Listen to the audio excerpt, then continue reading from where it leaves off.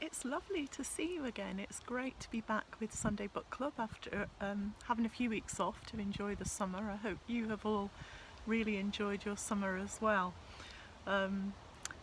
Things are starting to change a little bit now. It's feeling a bit more like autumn, and there are other changes too. I know that some areas have been put back into a kind of lockdown. Some of you have gone back to school, and some of you have gone back to school and then had to stay home again. So all sorts of weird stuff is going on as we try to work out how to adapt and adjust and how to keep ourselves safe. So it feels like not a bad time to bring back Sunday Book Club.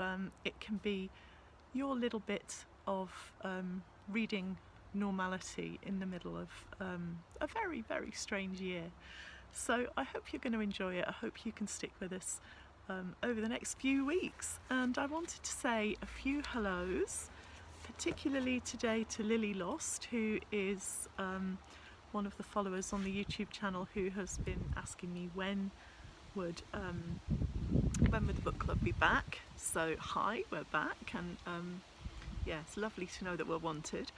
Another to a girl called Arwen, who is a French girl who has a Welsh name, which I think is very cool, and Arwen loves all things Celtic.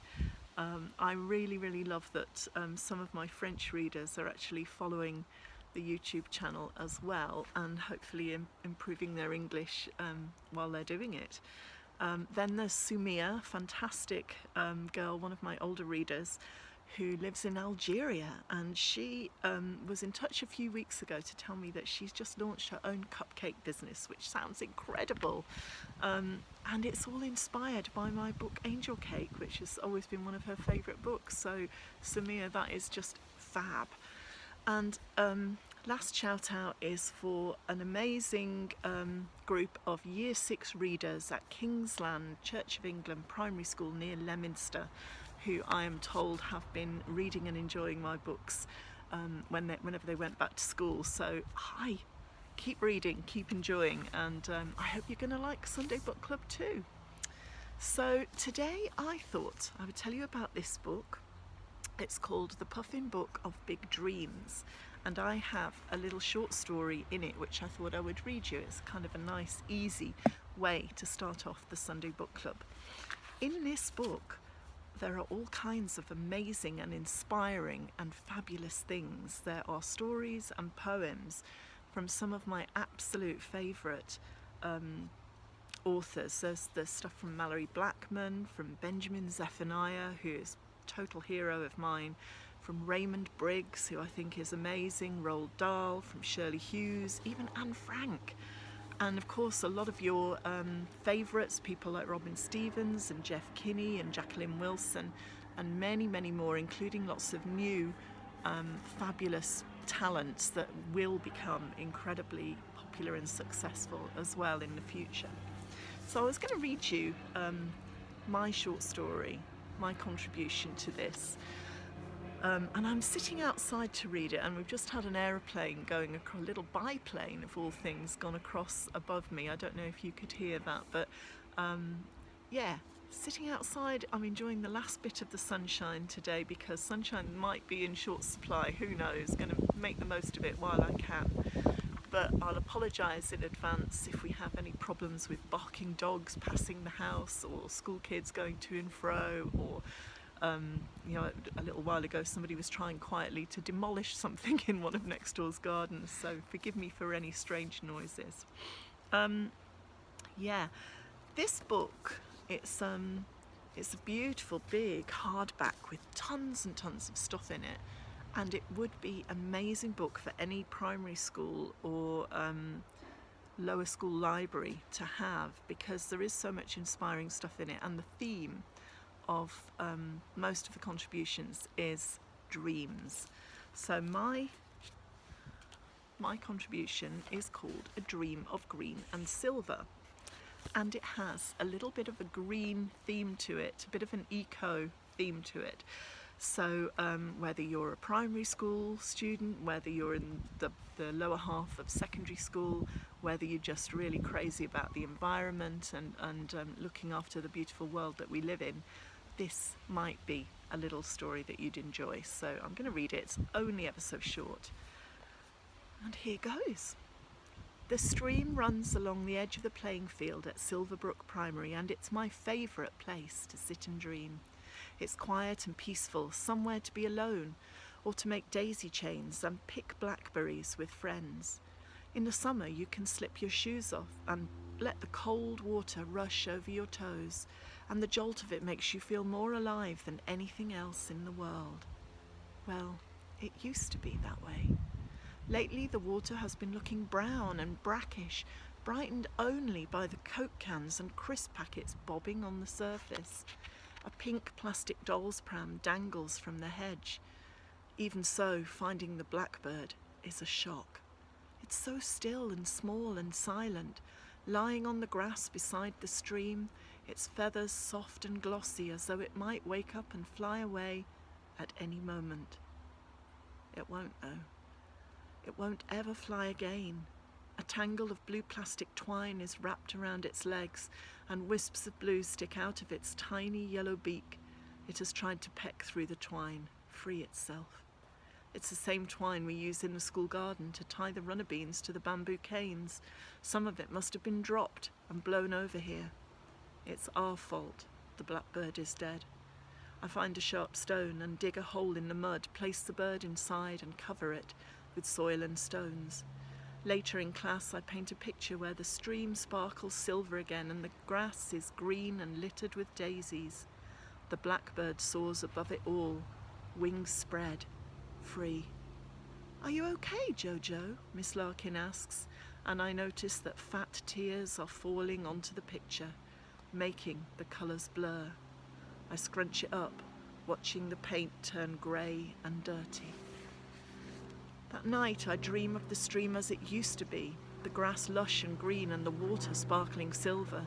Sometimes it feels like everything beautiful gets spoiled in the end, and you can't fix it no matter how much you want to.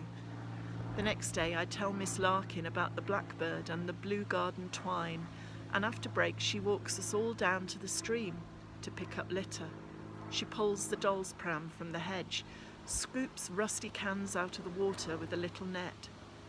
"Was the water always this dirty?" Miss Larkin asks, while the rest of us pick blue twine and ring pulls and sweet wrappers off the grass. "I think perhaps we should write to the council, see what's going on." The following day Miss Larkin says we will be doing a project on pollution and looking after the earth, and we watch a TV programme about plastic in the ocean. Lucy Bell hides behind her hands and vows never to use a plastic straw again. Kieran Cower, the toughest boy in the class, starts to cry and has to borrow a handkerchief. We decide to ban plastic from the classroom and the school garden to get our parents to recycle. We write to the council about the dirty water, and someone writes back to say they're investigating a local factory which has been tipping waste products into the stream. There's going to be a court case and a hefty fine and a clean-up operation, it seems. Maybe sometimes things can be fixed. The dream comes over and over, a glimpse of green and silver. I try again to paint it, and this time it works a lot better. Miss Larkin asks if she can borrow it to show to the head teacher, because he's been talking about putting a mural on the end wall of the school hall, and after all, Silverbrook Primary is named after the stream. The head teacher agrees it would be the perfect design, and work starts the following week with Miss Larkin and some of the parents standing on tall ladders to map the outlines, and the whole of Year 6 helping with the rest. We mix up a dozen different shades of green to paint the grass, and there's real silver paint to add sparkle to the water. The local newspaper comes to take a photograph of the mural, and Miss Larkin tells the journalist it was my design. "It was just a dream," I explain, "a dream of green and silver."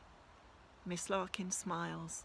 "Sometimes," she says, winking at me, "if enough people share the same dream and work hard to make it happen, it can come true." I think of the stream cool and clean and peaceful again. I think of Lucy Bell, who just this morning had a cake sale to raise money for an ocean cleanup charity, and Kieran Cower, who's been making placards and says he's going to the school strike for climate change next week. I think of our school, which is on track to be the first primary school in Westley to get rid of single-use plastic. I think those things are pretty awesome. And I think Miss Larkin is right.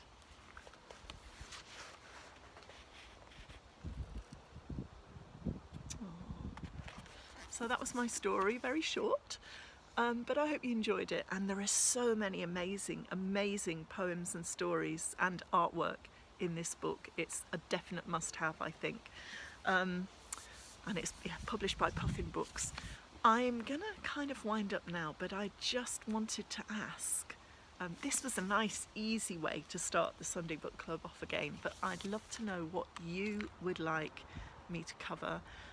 Would you like me to talk about some of my books? Would you like me to answer questions? Wherever you are in the world, you can leave me a message on the YouTube channel, and I will do my very best to answer your questions over the next few weeks. And yeah, that would be so cool. I'm so glad to be back again, and I really do value the camaraderie and friendship, I think, that Sunday Book Club has kind of created. So it's lovely to see you. Let me know what you want the book club to actually be, and yeah, see you next week. Take care.